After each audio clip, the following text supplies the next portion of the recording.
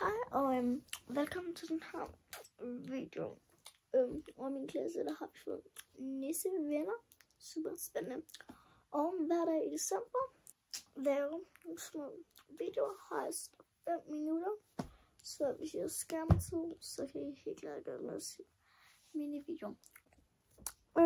Den 2. december,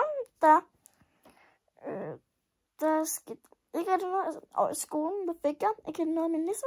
Men den 3. december, der fik jeg papir i min madkasse, og jeg fik en umiddelbar klementin og et brev, hvor der stod fra din nisseven. Og så den 4. december, altså i dag, der fik jeg pebernødder i en sød lille pose. I morgen, altså i næste video, der får vi lavet en liste over alle mistænkte, som kan være min nisseven, og så krydser vi dem sådan ud på skærmen. Ja, det var egentlig bare det for den her video.